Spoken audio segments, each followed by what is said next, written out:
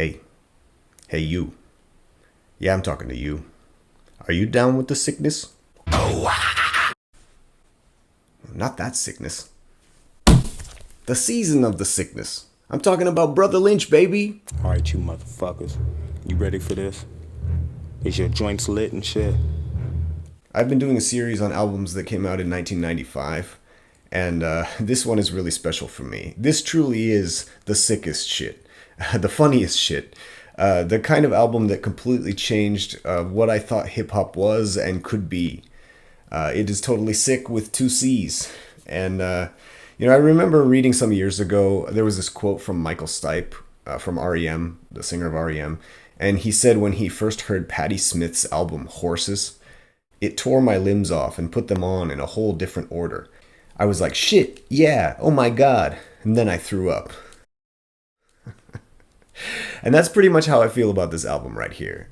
This album, more than any other, shaped my taste in music, in horror movies, and in just like outsider artists and artists who are completely true to themselves, that have a totally unique vision.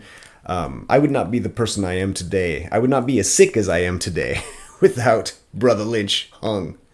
And guess what I got in the mail the other day? After 30 years, I finally got Season on vinyl. Yes, look at that. It's beautiful. Shout out to Ear Candy Records from Missoula, Montana. Yeah, they sent me a sticker too, so I'll have to stick that on something. I'll stick it on the camera. Alright, so let's take a look at this, and we'll do a little unboxing here, and also I'll show the CD. It's essentially the same, although the back looks a little bit different. So, let's go!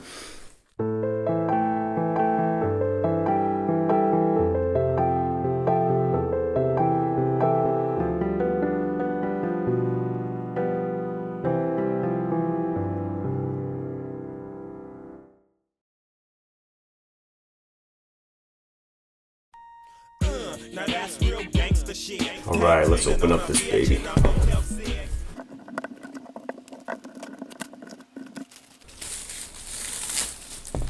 Oh, I didn't even show the sticker on there. Limited edition 2 LP set, translucent yellow, translucent orange. Hells yes. They've got the tiny parental advisory up there. They had to put it on there somewhere. Rest in piss. And then it says vinyl edition on the side, like, as if I didn't know that. Vinyl edition, alright. Oh, hell yeah. Can I fit it all in the frame? Barely. Yeah, nice. Track list. Double inch.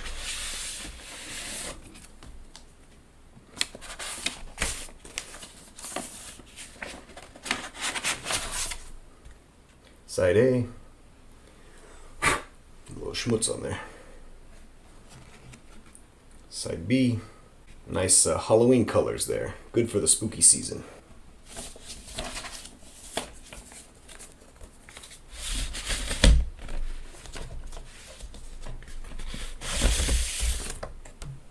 Oh yeah. Look at that. Does it glow in the dark? That's awesome. Side C. Side D. Gotta love it. It makes it like more 90s somehow, like the glow in the dark colors. Translucent yellow.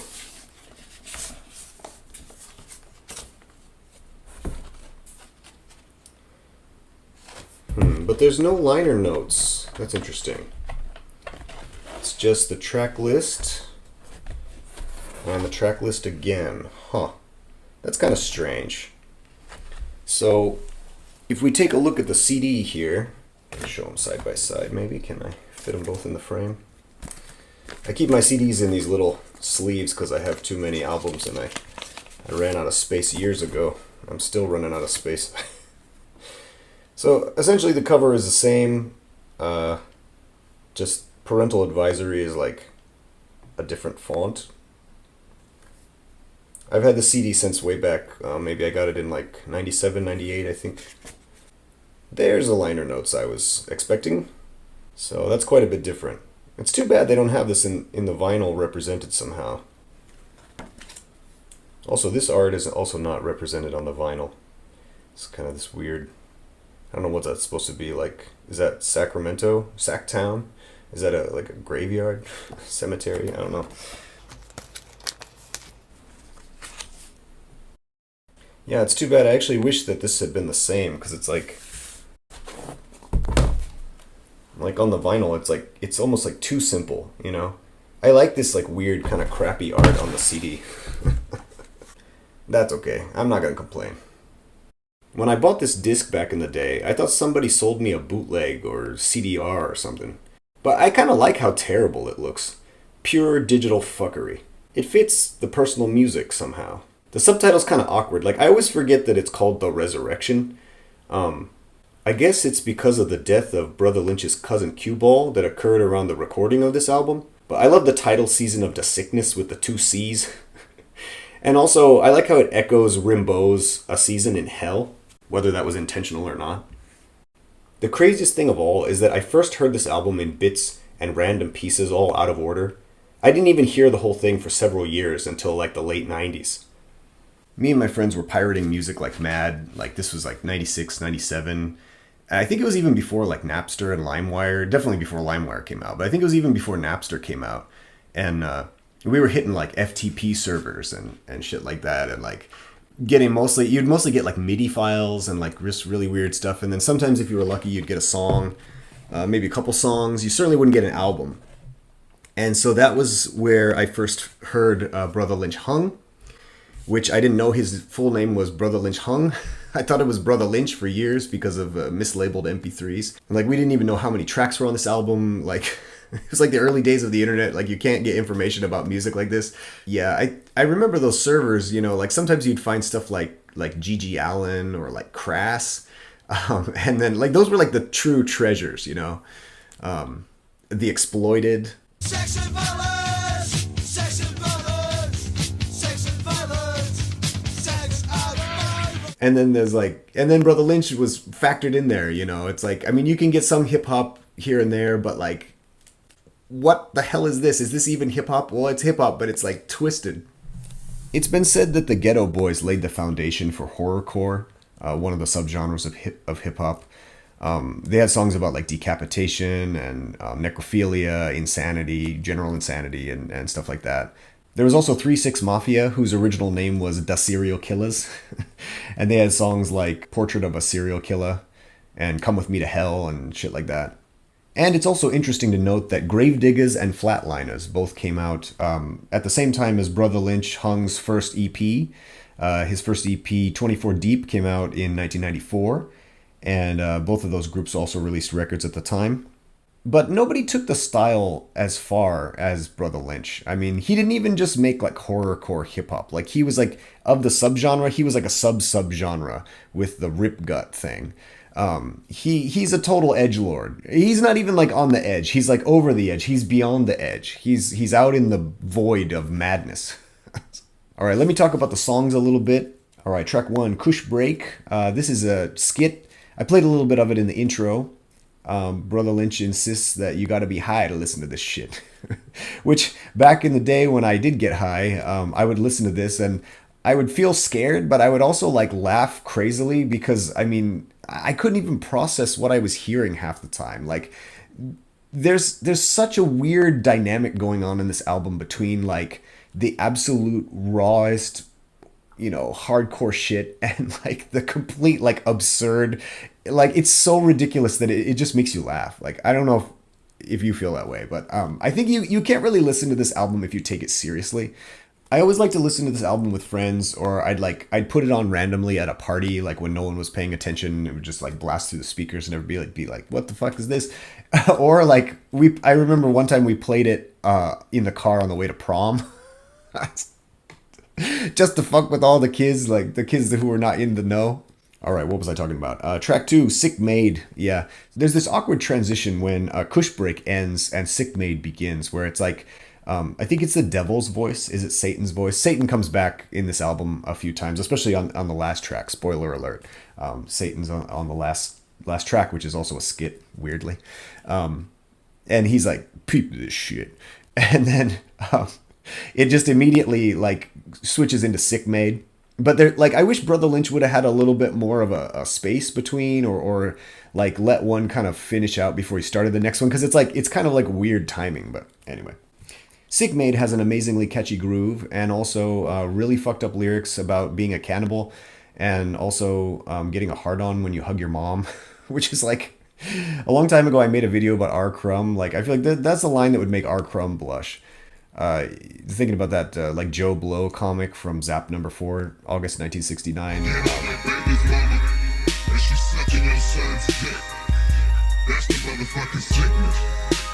My favorite lyrics being, you learn to fuck the devil in his mouth and eat the shit out of his bitch, and I admit my brain is kind of sick.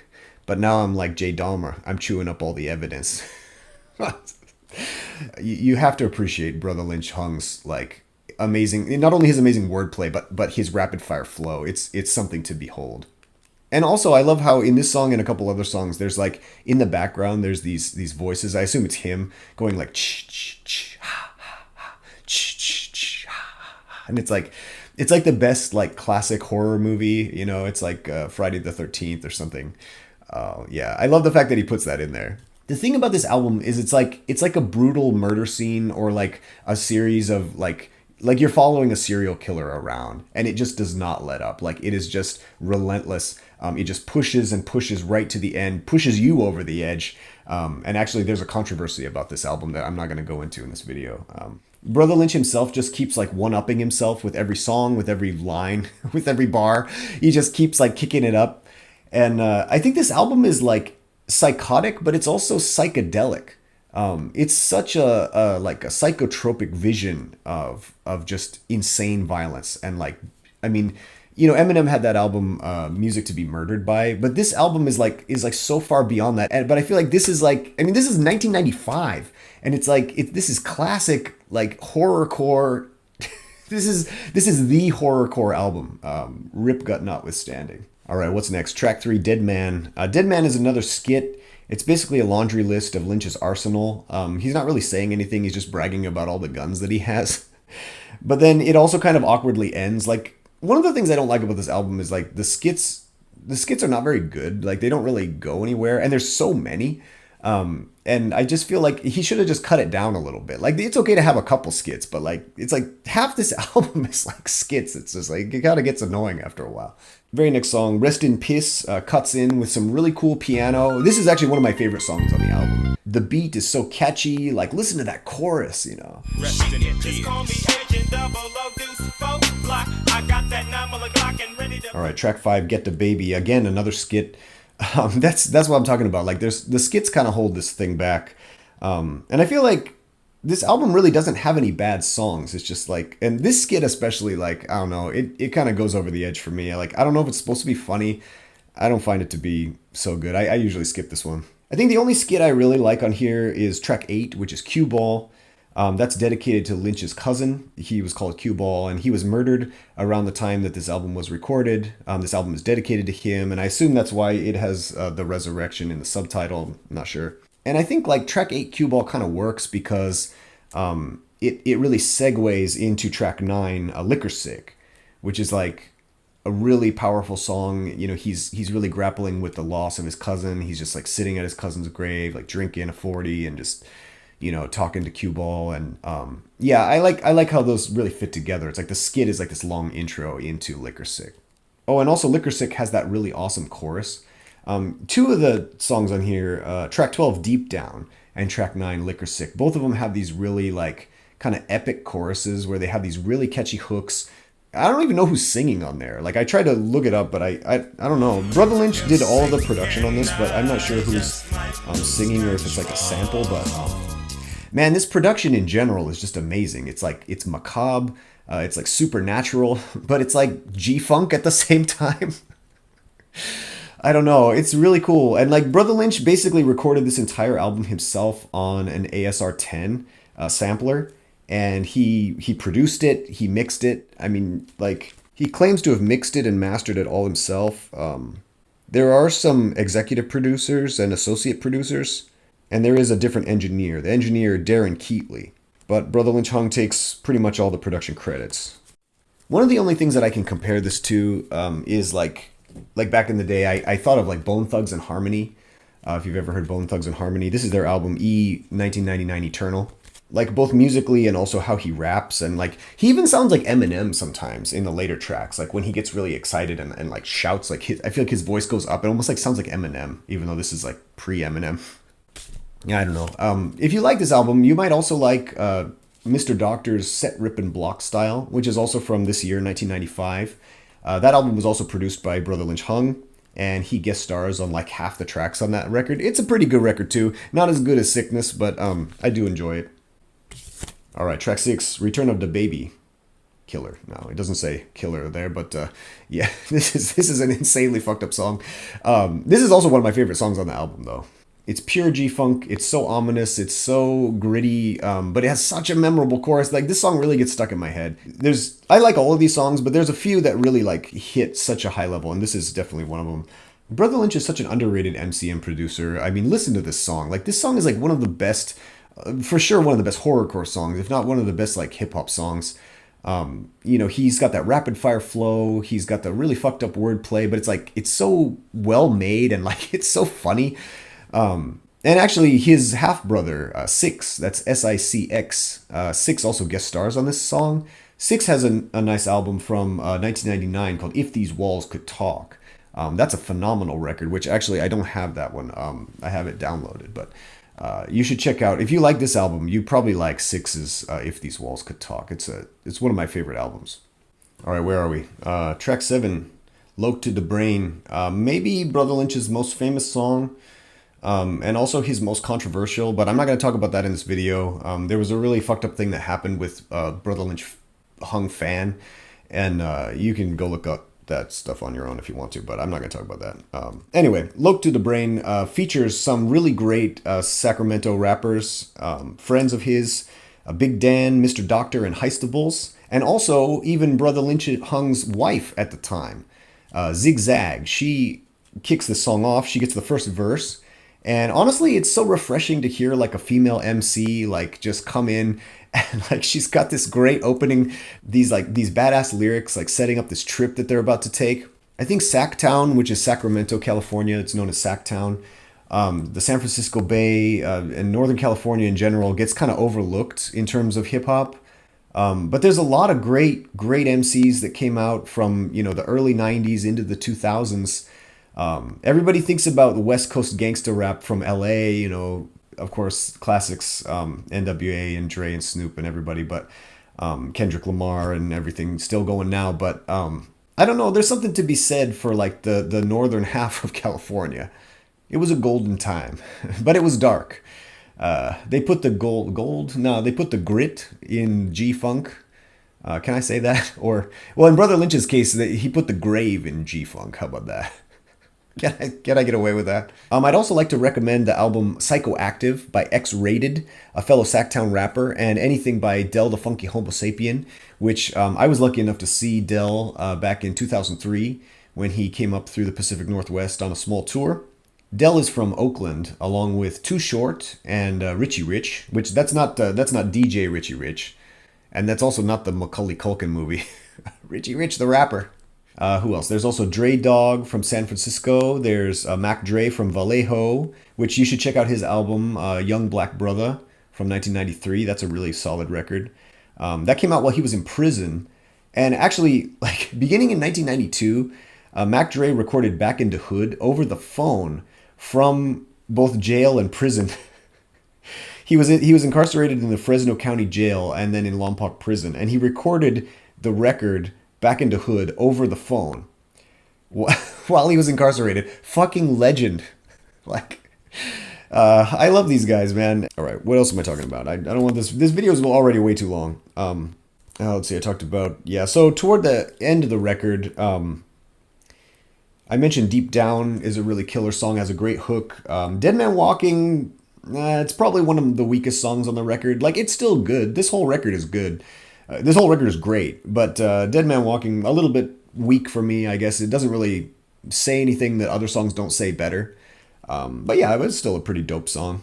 On the other hand, track 11, That's Real Gangsta, that is a killer song. One of the best grooves on the record. It was a dark blue night. And then he name drops his half-brother Sicx and also Pooh Man. Pooh Man is another great rapper from Oakland. And actually he played the Doctor in Menace to Society. Yeah, this song is like the most 90s West Coast rap. Like, still, I don't know, it has that sound. Like, it really has that absolute, like, 90s West Coast sound.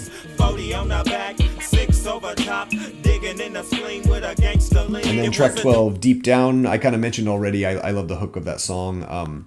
Brotha Lynch raps, the things I've seen will make you throw up. But the ironic part is that this song is not actually about the cannibal necrophilia and all that baby killing, baby eating kind of stuff.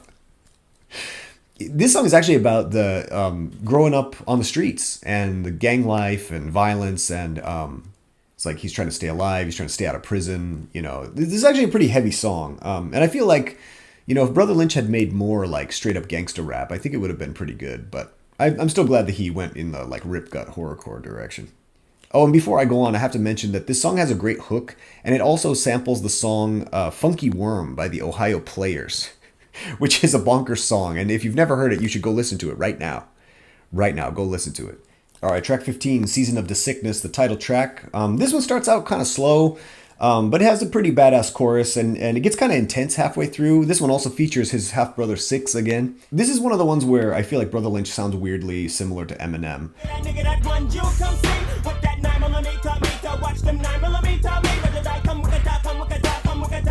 He almost has like a Jamaican accent or something. He's got this like almost like a Rastafarian kind of accent, and he's like rapping really high and really fast, and it sounds really awesome. But it reminded me of Eminem.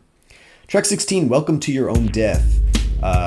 This one is kind of a slow burner, but it's got these weird like ghoul voices come in, and it makes it kind of silly, honestly. Like, I feel like I was in a haunted house, or maybe I was stuck in a paranoid mind. And then track 18, I think I mentioned this earlier, I can't really remember, but I think it's weird that he chooses to end with a skit, the skit Inhale with the Devil. It kind of reminded me of Ice Cube's Fuck Dyin' from the War disc. I love Ice Cube, except that's a song and this is not a song. But anyway, it's kind of weird to end an album with a skit, but whatever. So why do I love this album? Well, because it's dope as fuck. I mean, there's absolutely nothing else like it. The contrast between the creepy production and the smooth, funky synths, the nightmare, cannibalistic, necrophiliac lyrics, I mean, it's just amazing. That's where the magic lies, you know, in that contrast. It's full of madness and paranoia, but it's also like funny as hell. I don't know how that works. And it's fun to play for people who have never heard it before, just to see their reactions. I remember like classmates of mine who were really into Warren G or Snoop or Dre, and I would play this for them, and like at first they were just like, oh yeah, this is gangsta shit, and then they'd be like, wait, what is he rapping about? And then they'd be like, that's fucked up, that's disgusting, that's awesome. And like there were so many converts to this record. It was kind of amazing how many of these jock kids or these like preppy kids, you know, they didn't even really know that much about hip hop, but it's like you play them this shit and their minds are just blown. Yeah, this album is so singular, you know. It's like, I love the fact that Brotha Lynch just followed his vision. Like he followed his vision into and through the nightmare.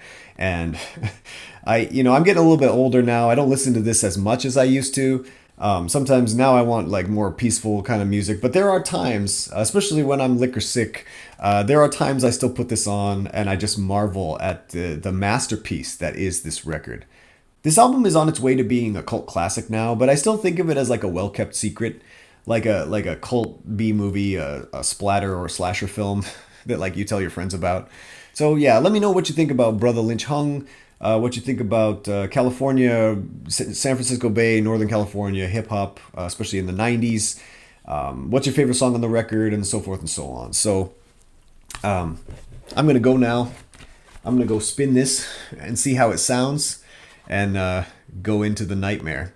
So I just want to say here at the end, thank you so much for watching, and I'll see you again. Peace.